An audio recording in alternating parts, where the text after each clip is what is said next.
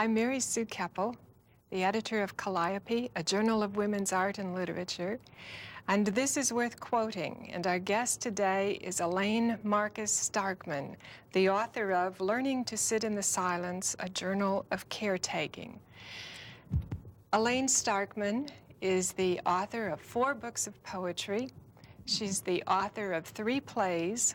She writes short stories. She's written articles, and I'm very happy to have you with us today here in Jacksonville. Welcome. Thank you. Well, we want to start today by talking about your book, Learning to Sit in the Silence. And I think, Elaine, maybe we ought to start at the beginning and tell us how the book came to be written. I originally started the book simply as a way of recording what was happening around me. It seemed that the things my mother-in-law was saying were very rich and full, and I thought, oh, I've got to get that down, and kind of that split consciousness that a writer has, that this is really a good line. And so while I was participating in the situation, there was always a little part of me that was the observer, listening for that good line, watching, being aware of it. I had no idea that it would be a published book. I had no idea what form it would take, and it was a way of my coping with my emotions, because I had kept journals, and I had read journals, and I had taught from journals, and it just seemed a very natural thing for me to do. Well, Elaine, maybe we need to tell the audience that your mother-in-law came to live with you in California. Right. Your mother-in-law was from Chicago? That's right. But she really came from Poland, as I understand it. Yes, she had been in this country many years. And yet, on the other hand, it didn't seem that she had in some ways, because she still very much had that first generation Eastern European mentality, and looked at the world through those eyes, I mean, to the end of her life. And I think this is true with most ethnic groups, with most first-generation immigrants to the United States. And so she had lived for most of her adult life in Chicago, but then as she began to get into failing health, she came to live with you, as I understand, in California. Yes. And that's when you started your journal about what your mother-in-law was saying as she was living with you? Yes. And in real life, she lived with you for 10 or 11 years, I guess? Well, on and off, she lived with us for about 4 years, but we were involved with her caregiving about a 10 or 11-year period. She had been back and forth with us for a number of years, and then she did die in a nursing home in California, and had been in that home about 4 years. And you were the primary caretakers of her? During the time she was with us in California, yes, although my husband was very helpful, and he did a lot for her. He reorganized his schedule so that he could take her places in the beginning. He would take her to a senior center, to respite program, and help with her when he was around the house. However, he was gone during the day, and I was home more or less with the daily routine of her care until she became quite ill, and then we had to hire someone. So you are part of the sandwich generation, with the mother-in-law coming to live with you, and the children, as I understand it, were still young enough to be in your house? Yes, Yeah. Yeah, the kids were... The older children were in their late teens, still in high school. 2 of them graduated from high school during the time she was with us. And they, at times, could be very wonderful toward her and enjoyed her, and she enriched them. But other times, they were typical adolescents and very involved with their own pleasures, and really didn't care that much what was happening with Grandma, and certainly didn't want to be straddled with responsibility of taking care of her. Sure. Now, would you tell us how you took all those years of journals and the wise sayings of your mother-in-law, and I'm sure your own reflections, and how did you turn all of those journal entries into a novel? That was hard. Yeah, I bet it was. I had spent a lot of time, for the first process was just getting it down and not worrying about it, but just capturing it. And I had put a lot of material into that, many pages, many more pages than the final product. And when I realized it was going to be a book, and I had spoken to my publisher and editor, Sandra Martz at Paper Mache, and she told me I needed to focus only on this one issue, I began to cut down. And I was writer in residence in the Midwest in Lake Forest, Illinois, at Ragdale Foundation. Mm-hmm. And it was during my time there that I began to go through all of the diaries, and I began to see this is really repetitious of just saying the same thing that I said last month. So I cut those out, and then I tried to remember, is there anything I didn't say? Is there anything that is related to this experience? Then I started culling some of my other work. I had written some stories and poems that were informed by the experience with my mother-in-law, and I decided that I would include them for variety and for breadth in the journals, and I did do that. Mm-hmm. Would you, right at this point, maybe read us a couple of entries from the journal so readers and people who are listening can get some flavor? Okay. I think that would be an appropriate way to begin here. I think I'll read this section about a birthday party that we attended for my mother-in-law after she was in the skilled nursing care facility, which was a very difficult decision about placing her.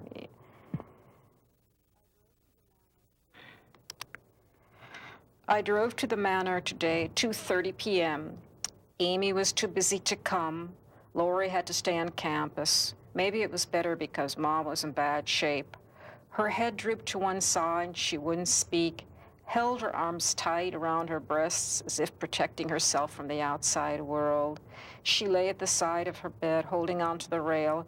Her legs and arms are so thin now. 5 random residents patiently waited for the Safeway angel food cake and melted lime sherbet. They didn't talk with Ma, nor she with them. I was shocked at the sights of those strangers invited to her party, just so a few bodies would be there. A quiet party at our house would have cheered her more. Always the guilt speaking. Overcame my aversion, smiled a phony smile, and talked to a woman about the time she baked birthday cakes for her kids when they were small. Turns out she's a former Berkeley professor. She chirped out of her 92-year-old paper-thin face, "This is a party for all of us, a real occasion." Here were these old people confined to wheelchairs, enjoying a moment of pleasure and dignity. And here was I, repulsed by the whole affair. Haven't I learned anything in all this time? Haven't I learned that people of all ages relish the simplest pleasures? I think that was an important entry for me because it might have been that I began to understand I had my own projection of things, that way the older people were experiencing them, which isn't necessarily true. They can be experiencing something very different from you, and they could, and I do think that for them, the party was something special. Well, if I can just reflect a little bit to tell you what this journal meant to me. My mother had been very ill for about 10 years, and my father could no longer take care of her, and she had to go to a nursing home. And we celebrated their 50th wedding anniversary in the nursing home, kind of the way you are describing the birthday party for Ma. I sat there and wanted to sob during the whole thing. But my father had invited all these other little old ladies and little old men who were also around there to come and celebrate. And for them, it was a very special, upbeat occasion. For our family, it was traumatic. But I think there must be many, many people in this audience who are identifying with what you're talking about because they themselves have gone through something similar. Usually when I read, someone comes up to me and says that they've gone through the same thing, or they're going through it, or that's my story. How did you happen to write that? Yeah. There's a very close identification with me as the writer. As far as my identification with my mother-in-law, I think sometimes that was too strong. And that's one thing that I would advise caregivers to be wary of. I think you can do a better job if you maintain your own individuality, your own boundaries, and you are more detached.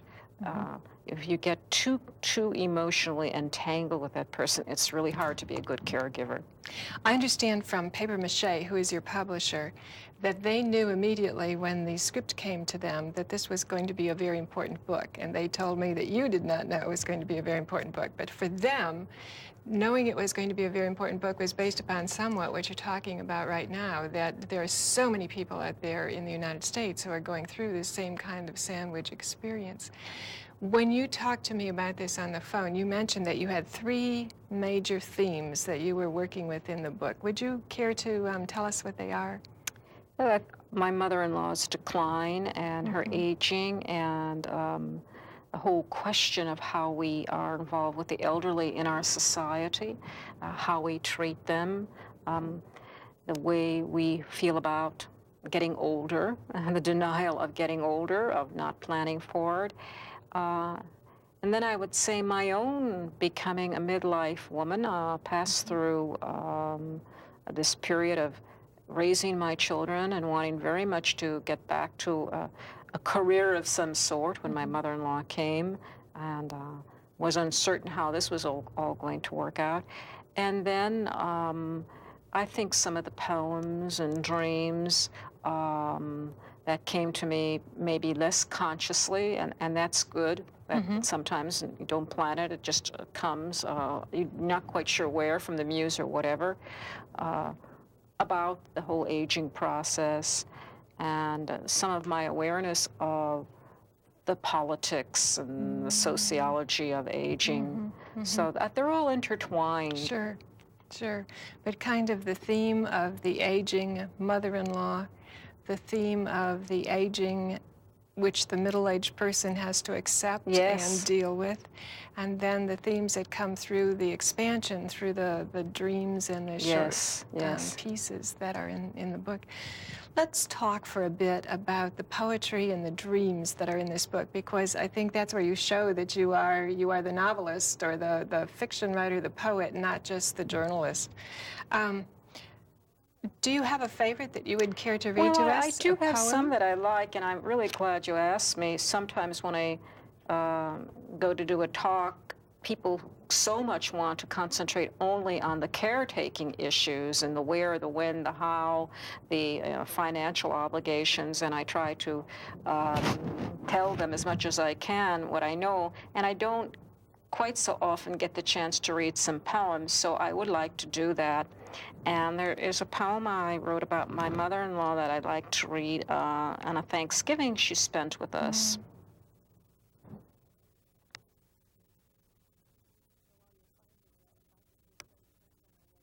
And while you're finding that, if I could just say, the first time I read through this, I got to one of the poems in here, and I said, I've read this poem before.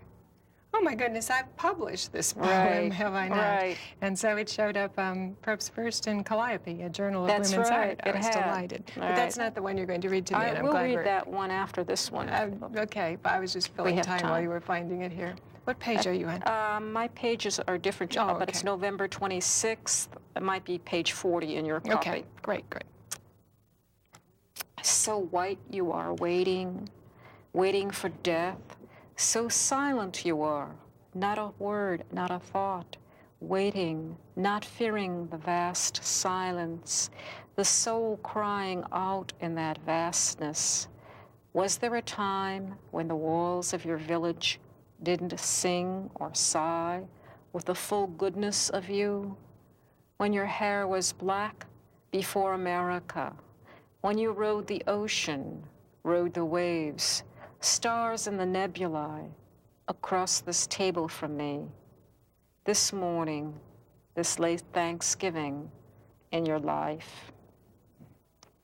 And the poem that you are referring to comes in toward the end of the book, where for my own health, I began to do Tai Chi and yoga, because if a caretaker does not take care of herself, nobody will, and then she won't have any strength to take care of anyone else. And I found that they were very helpful in my learning patience and learning more detachment. And this poem did appear in Calliope. I don't remember the exact year. Maybe we can check on it later. Simultaneously when I was keeping the diaries, and then I decided to include it in the diaries because I felt that it was related to what was happening in my life, and one of the reasons I went to Tai Chi. When the old master folded my fingers inside his, when he squared my hips and pierced my eyes, when he, in the old gray coat and cotton shoes, molded the air, my mind split from my body, and I was not one with the moment. In his touch was something I wanted to give back to him.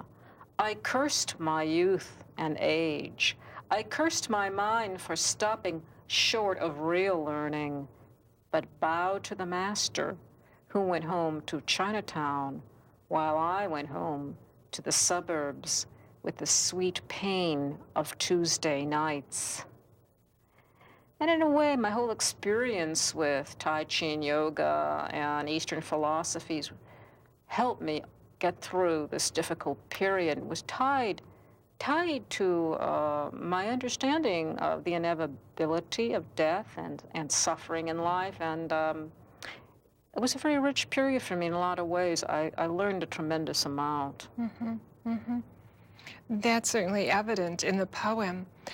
What I appreciated here was the mixture of religions. I don't mean religions. I mean ways in which people try to accommodate suffering, or try even more than to accommodate, to understand it, to appreciate it, to accept it, to grow beyond it. And it comes through in a variety of ways, through the poems, through the dreams, comes through in some of the very obvious statements that you make about it. But I think more importantly, through the poems and the dreams. Yeah, I think so. And perhaps I'm fortunate living in an area that's very rich in this kind of thinking, and I had begun to go to the Zen Center, and I learned a lot, and I read a lot, and it was very enriching to me, plus whatever I took from my own tradition or other traditions that I saw around me, with the way different cultures cope with aging.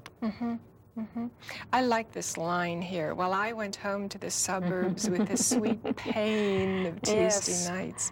And just in that little phrase, the sweet pain of Tuesday nights, I see the charm, the fear, the anguish of being away from what you were away from, and at the same time the going back to it in that same pain and fear and anguish, and the temptation to rush away and the temptation to go back to it too immensely is all there in that one little phrase. Well, I'm glad that you pointed that out. You're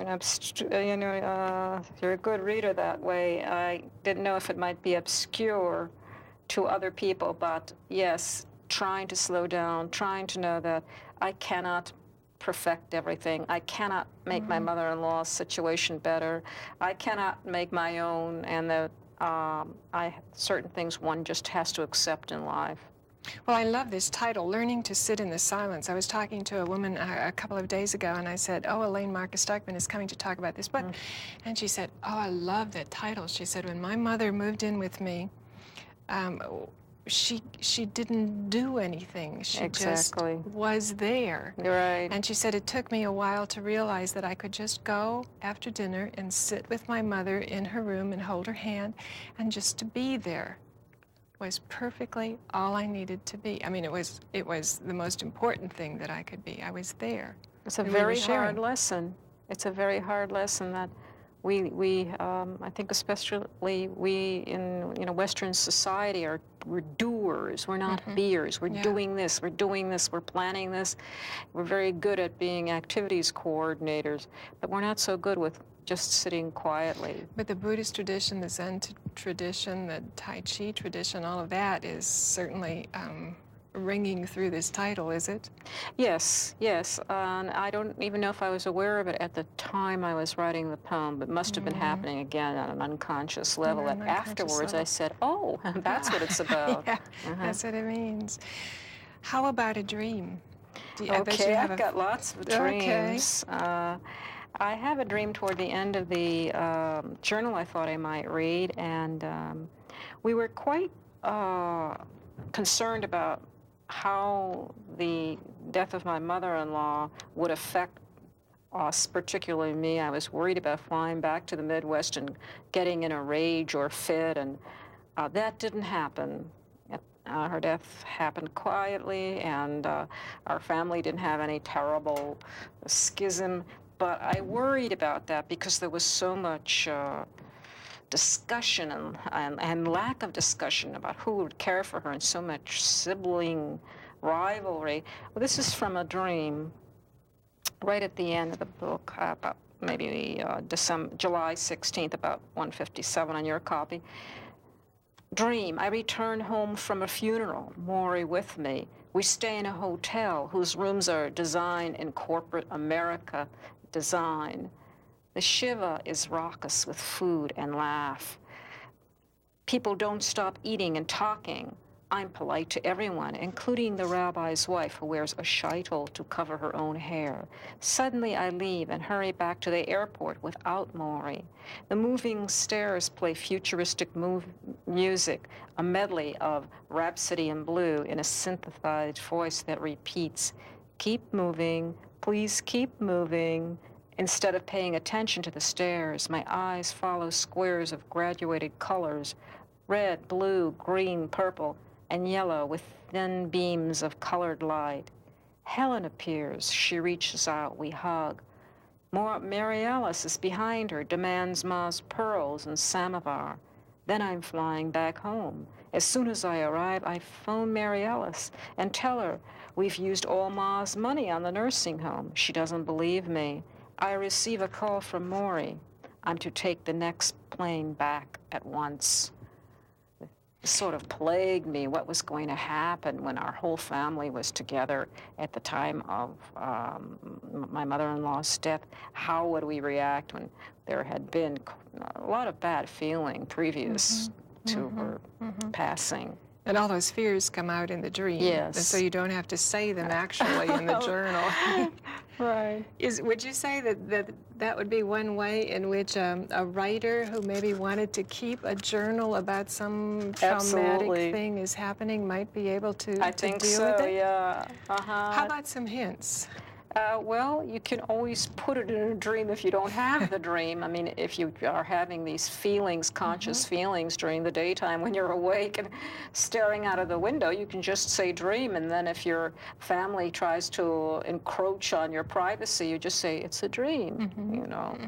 You take writer's license, which I have done by changing all the names so that Elaine is not in the book, but my persona, who is like me, but yet not totally me, younger than I am.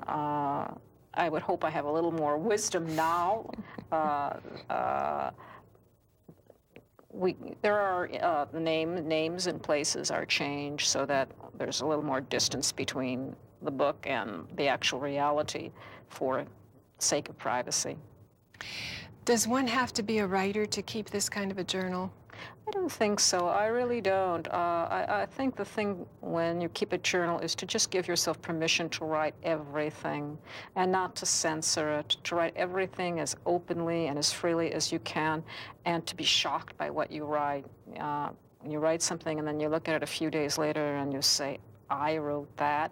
And if that happens to you, you know that you're really keeping an honest, good journal, because there's so many voices speaking through a person. I mean, there's that rational, calm voice that may make one entry, and then there's that raging, hurt little girl or person who is having such a hard time detaching herself.